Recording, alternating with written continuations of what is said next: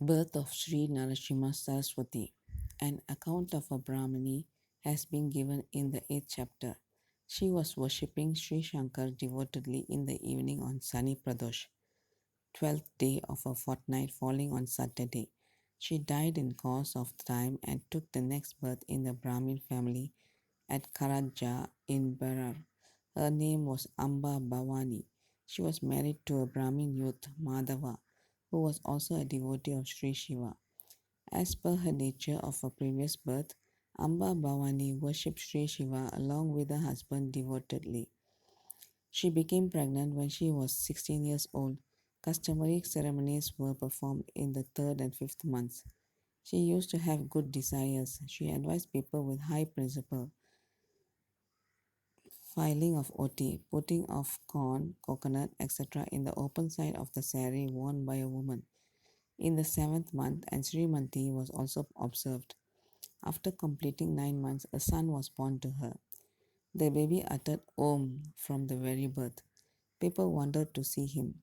The astrologers foretold he will be a great ascetic and Jagat Guru. He will not marry, but will be known and revered all over the earth. Being an incarnation of God, he will wipe off all your miseries and fulfill all your desires.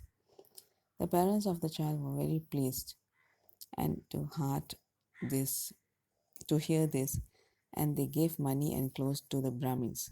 In order that the baby may not suffer from evil eye of any person, lemon and salt were waved on him and thrown away. He was named Shaligram Dev, but his pet name was Narahari. He was later publicly known as Narasimha Saraswati. One day, Amba told her husband that there was not sufficient milk in her breast for the baby, so let us have a feeding nurse or sheep. Hearing this, the baby smiled and just touched the right pap of his mother. Immediately, milk sprang out in 32 teats, and the clothes became wet. Knowing thus that the baby was an incarnation of God, the parents bowed to him. The mother put the baby in a cradle and sung lullaby songs, but the baby would prefer to lay down on the floor and play cheerfully. The child became 1 year old, but it did not utter any words except Om. The parents were anxious to see that the child speaks other words also. As days passed on, they were afraid of seeing his being dumb. Some would say he has all the knowledge, but purposely he does not speak. The child became 7 years old. The parents could not know how to celebrate his thread ceremony. As they were Brahmins, the thread ceremony was most essential. They worshipped Gauri, observed Pradosh and other fasts, but they were of no avail. They were now anxious to know how to make the child recite Gayatri mantra, the mantra in prayer of the sun god, which a Brahmin boy learns at the time of his thread ceremony. Seeing the parents in dejected mode, the son would approach them and try to console them. Once he held an iron bar in his hand, and instantly it would turn into a gold bar. Seeing this, the parents were astonished. They gave him some more iron, and that too was turned into gold. Then the parents asked the son when and how he would speak. He moved his hand around his chest and loin and expressed that when the sacred thread would be worn and nunch grass would be tied around his loin, he would speak. The parents were much pleased and they started enthusiastically the preparation for his thread ceremony. Still, some doubted the success of the function. The parents invited all the relatives, friends, and learned Brahmins for the function. The ceremony started on the first day chow, shaving the hair on the head, and dinner took place. Next day, after bath of the boy, the sacred thread was put on his left shoulder. The boy dined with his mother and other boys of his age. The father then uttered Gayatri mantra in the ears of the boy Narahari, who recited in his mind. The mother then came with alms. After offering the first alms, the mother asked the boy to recite Rig Veda, the first of the four Vedas. Narahari recited Agni, Milya, etc. After giving the second alms, the mother asked Narahari to recite Yajurveda. Narahari recited Yajurveda.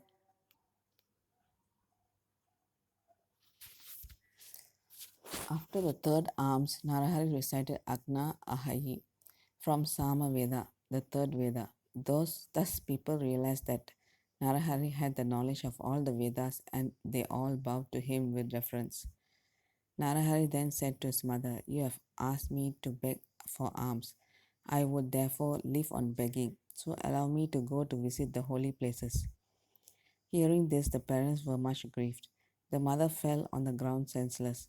After recouping, she said, "We expected that you would take care. So far, due to our misfortune, you were not speaking. Now, seeing that you can speak, we are much delighted and we think that our devotion to God has been fruitful. But now you are talking of leaving us, and this makes us very uneasy. Narahari, you need not be sorry. You shall have 4 sons, and they will look after you obediently." So saying, he placed his palm over her head. She instantly recollected her previous birth, life, and saw Sripa Shivalabha standing before her. She bowed to him humbly. Narahari raised her head and said, "Mother, keep this as a secret. We sannyasis keep ourselves aloof from family life. As I have to do my mission, please allow me to go." "Mother, dear son, do not go leaving us alone. No religion asks one to be ascetic in such a tender age. You should have a brahmacharyasham for 12 years. The second is Girihastaram. The most important is all the 4 ashramas. After going through the third ashram, which one prasthashram, one becomes liable for the fourth ashram, sannyasharam. So says the Sastras. So study Vedas in the Brahmacharyam. Later on, get yourself married, have the pleasures of family life, then perform sacrifices, and therefore become a sannyasi. But it is not desirable to be a sannyasi in the childhood.